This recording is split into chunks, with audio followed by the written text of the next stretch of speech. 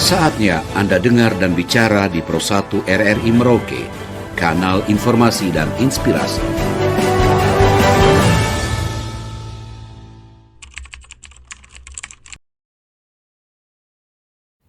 Kita berbicara di sini mengenai polio. Polio itu penyakit yang sangat menular. Penularannya melalui virus polio. Dia menyebabkan gangguan pada sistem saraf, dapat menyebabkan kelumpuhan yang mendadak dan menyebabkan cacat seumur hidup. Ya, jadi beberapa kematian akibat virus polio karena menyebabkan gangguan pada sistem saraf pernafasan dan juga kelumpuhan pada otot seperti itu.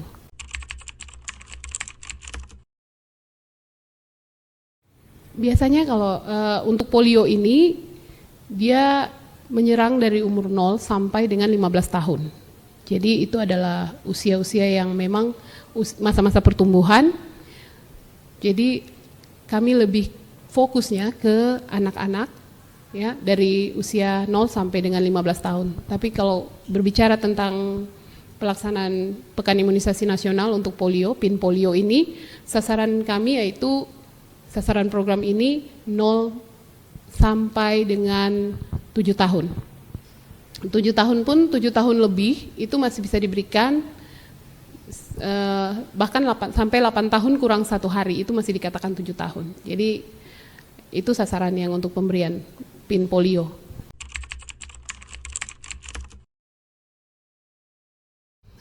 Total sasaran estimasi sasaran dari Pusdatin yang diberikan kepada Kabupaten Merauke memang cukup tinggi karena melihat juga sekarang perkembangan Kabupaten Merauke ini sangat pesat sekali.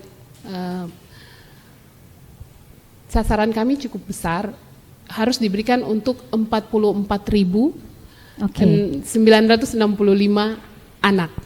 Ya, itu kerja keras untuk teman-teman di layanan sih.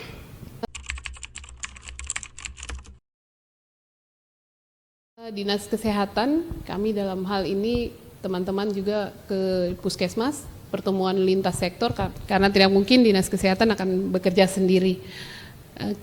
Senin kemarin melihat cakupan PIN putaran pertama,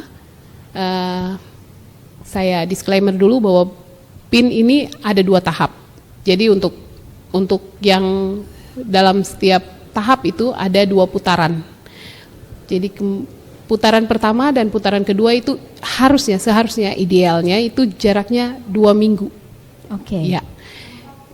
Setelah pemberian putaran pertama kemarin dari pencanangan itu 27 Mei kami evaluasi, ternyata Kabupaten Merauke putaran pertama baru mencapai target 66% saja dari total target cakupan yang harus kita capai itu 95%.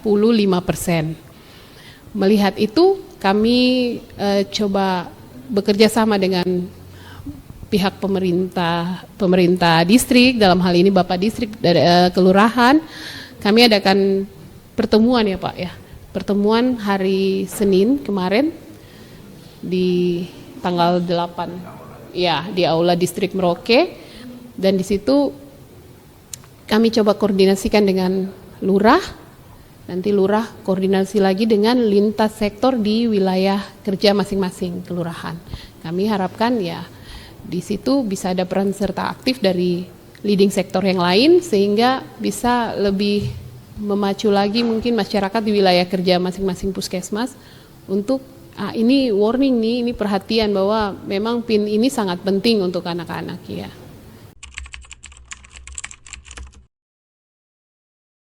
Jadi sebenarnya pelaksanaan PIN polio ini dia satu rangkaian kisah yang panjang. Jadi pada bulan Maret teman-teman dari Mimika mereka mengirim sampel ditemukan balita sakit dengan tanda dan gejala AFP atau polio. Setelah hasilnya turun ternyata positif polio. Setelah ditelusuri balita tersebut berasal dari Kabupaten Asmat. Nah, Kalau kami berbicara surveillance, itu kami berbicara tentang penyelidikan epidemiologi, jadi keterkaitan antara satu kasus dan kasus yang lain. Setelah kami telusuri dengan teman-teman di Kabupaten Asmat, balita ini sempat ikut keluarga dan tinggal di Kabupaten Merauke. Kami lacak, ternyata tinggal di Jalan Onggatmit, Kelurahan Muli. Ya, setelah kami PE lagi, istilahnya penyelidikan epidemiologi lagi ke lapangan, tinggal di kompleks saudara-saudara kita yang di pinggir Jalan Onggatmit itu. Kebetulan orang dari Asmat, mereka sering bepergian bolak-balik ya, kapal putih kan gampang gitu, jadi bolak-balik sana. Tapi memang untuk penanganan KLB ini selain pemberian imunisasi, ada juga kami mengambil sampel dari anak sehat, bukan yang sakit tapi dari anak sehat di sekitar wilayah yang ditemukan atau yang pernah ditempati atau ada hubungan epidemiologinya dengan kasus. Setelah kami ambil sampel di bulan Juni, awal Juni, kami kirim hasilnya tiba itu yang ada, jadi ada beberapa sampel, ada 2 sampel yang kami kirim dari wilayah Kelurahan Muli ini dari Jalan Onggatmit, yang 2 itu satunya negatif dan satunya terbaca positif. Kami konsultasi lagi ke kementerian, dari sana jawabannya ini sudah ada bibitnya, ya sudah ada virusnya ini di anak ini. Penanganan lebih lanjut tidak ada lain, kalau untuk polio ini ya tetap memberikan imunisasi. Nah seperti itu. Dan juga tentunya yang paling penting itu adalah memperbaiki sanitasi lingkungan, PHBS-nya itu yang harus paling sekali dijaga, dengan tentunya yang lain ya kebutuhan gizi terpenuhi. Yang paling penting itu adalah kesehatan lingkungannya, keslingnya ini. Selain imunisasi tadi, sementara kita jalan kan Pak, jadi ya itu poin-poin penting itu tetap harus dijaga. Ini memutus mata rantai penyebarannya ini harus lebih cepat dari pergerakan virusnya. Kan kita tahu virus dia bergerak itu cepat sekali. Awal 2022 ditemukan masih di Aceh dan penyebarannya cepat sekali. Tahun ini sudah ditemukan di Papua Selatan. Ya, sangat waspada. Karena itu tadi, ini anak yang sehat yang kami ambil sampelnya. Belum yang sakit, misalnya sakit dengan gejala lumpuh layu, demam mendadak dan tiba-tiba tidak bisa jalan. Kami was-was juga kalau kirim sampel yang seperti itu, tunggu hasilnya ini datang, ini mesti positif atau negatif, deg-degan juga. Kalau positif, masalah lagi, kita akan kerja keras lagi seperti sekarang. Kalau negatif ya mungkin karena ada faktor penyebab yang lain.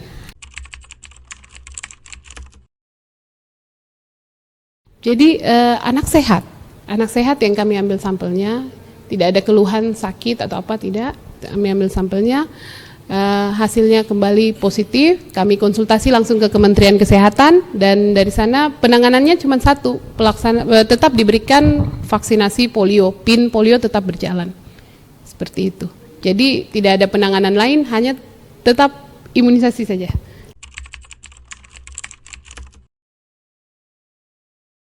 Ini masalahnya lebih kompleks lagi kalau kita bicara tentang stunting, ya, karena stunting sendiri adalah definisi dari gagal tumbuh kembang, kan? Gagal tumbuh kembang, di mana anak itu tidak bertambah tinggi badan dan berat badannya tidak sesuai dengan masa usia pertumbuhannya.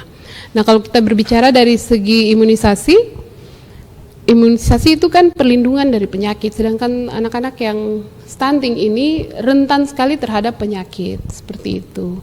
Jadi memang banyak juga penyakit yang dipengaruhi dari tadi status gizinya. Kalau status gizinya kurang atau status gizinya ya buruk lah dikatakan, ya rentan sekali terkena penyakit. Termasuk dengan penyakit-penyakit yang hanya dapat dicegah dengan imunisasi ini, PD3I istilahnya, seperti itu. Saya cerita sedikit tentang tempat pengambilan sampel yang kemarin kita ambil. Jadi kita pelaksanaan PIN polio, kebetulan kita memakai strategi yang tadi ya Pak Lurah, kami tim dari dinas dan teman-teman dari puskesmas, kami ke wilayah itu sore hari. Ya, waktu pemberian PIN yang putaran pertama kami pergi sore, kami dapat banyak sasaran di situ, hampir 100 lebih anak, bukan hampir 100 lebih tapi 100 lebih anak, karena rupanya itu mereka ada 2 titik, satu memang masuk di wilayah Kelurahan Samkai, tapi lebih dekat ke Onggatmit, jadi kami ke sana dan yang kami temukan di lapangan memang ya itu tadi sanitasi lingkungannya jelek, buruk sekali, sarana MCK-nya tidak ada, dan kita kita ketahui bersama bahwa polio ini dia menyebar melalui tinja, jadi kalau MCK-nya buruk bahkan tidak ada, ya sangat besar kemungkinan penyebaran akan semakin cepat, seperti itu. Kalau dari Dinas Kesehatan, untuk program teman-teman dari bidang Kesmas, ada Kesling di sana, itu mereka selalu membuat ada satu program namanya pemicuan, jadi pemicuan untuk PHBS. Mereka turun ke situ, tapi izin memang terkait 2 titik ini, ada teman-teman juga dari Puskesmas Mopa itu punya 1 titik lagi di ujung Jalan Biak, itu terkendala dengan kepemilikan tempat ya Pak ya. Jadi yang paling pokok itu kan harus ada sarana air bersih dan MCK, itu ya bisa dikatakan sedikit lebih layak lah. Tapi mereka tidak punya sarana itu, MCK-nya tadi tidak ada, sarana air bersih juga minim di situ. Seperti itu. Saya pikir kalau ini Dinas Kesehatan tidak bisa jadi single fighter di situ ya. Kalau untuk langkah-langkahnya, teman-teman dari Puskesmas sendiri, mereka sudah membuat promosi-promosi ya, promosi kesehatan. Memang sih mungkin masih kurang sering terpapar masyarakat, mungkin karena promkesnya yang belum terlalu menggebu-gebu begitu untuk pelaksanaan PIN. Dan kalau nanti ke depannya kami akan bekerja sama lagi dengan Kominfo, mungkin kami kemarin dari pertemuan itu tindak lanjutnya mungkin kami menyurat untuk ada mobil lagi kayak dulu mobil promkes, halo-halo begitu, mobil halo hayo-hayo lah untuk masyarakat di beberapa titik supaya dapat langsung pesan ini tersampaikan.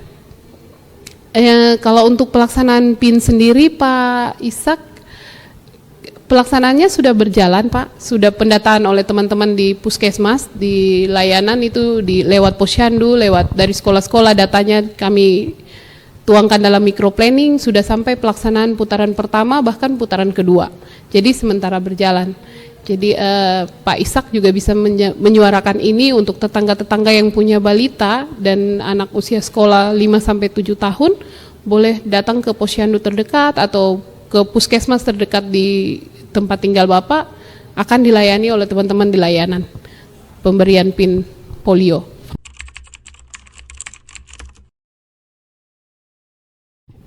Pengalaman dari pelaksanaan PIN polio terkait ada penemuan kasus KLB di provinsi lain, kalau belum mencapai target, harus dikejar terus sampai mencapai target. Bahkan bisa lebih dari jadwal waktu pelaksanaan yang sudah ditetapkan, bisa sampai 6 bahkan 9-12 bulan pelaksanaan. Jadi memang itu sangat penting bagi kita untuk siapa saja anak yang kita temukan, kita tanya sudah dapat tetes manis, dan untuk informasi bahwa pemberian ini bukan disuntik, vaksinasi ini ditetes. Jadi tetes manis boleh langsung menghubungi Puskesmas. Di Puskesmas diberikan pelayanan setiap hari atau sesuai dengan jadwal juga ada.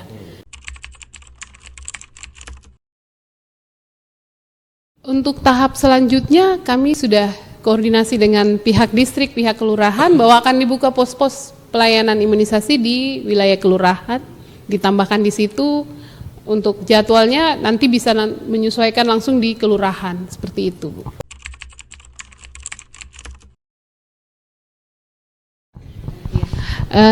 Untuk pelaksanaan PIN polio ini berkaitan dengan penemuan kasus, Pak. Jadi kalau tahun ini kita bisa selesaikan dan mencapai target, nanti kita evaluasi lagi, kita sampling kita kirim, hasilnya sudah tidak ada, sudah tahun-tahun berikutnya kita dalam masa aman itu.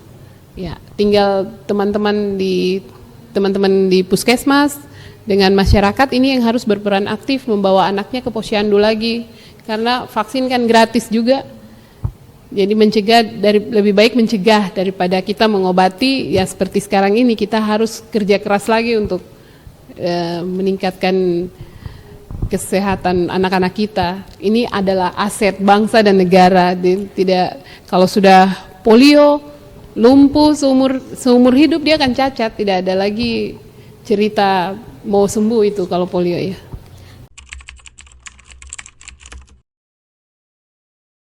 Peran serta masyarakat sejauh ini kalau yang untuk wilayah perkotaan antusiasnya luar biasa. Walaupun memang tidak bisa dipungkiri ada sebagian besar masyarakat juga yang masih mengabaikan itu karena tadi terkait faktor sosial ekonomi, sosial budaya, ada yang merasa bahwa sudah pernah mendapat imunisasi anaknya sehingga tidak perlu lagi membawa ke tempat pelayanan PIN. Nah itu teman-teman di puskesmas sudah maksimal, jadi pemberian imunisasi PIN polio yang terkait wabah ini tanpa memandang status imunisasi. Jadi diberikan kepada semua anak yang bahkan sudah dikatakan kalau di posyandu istilahnya tuh lulus dari posyandu.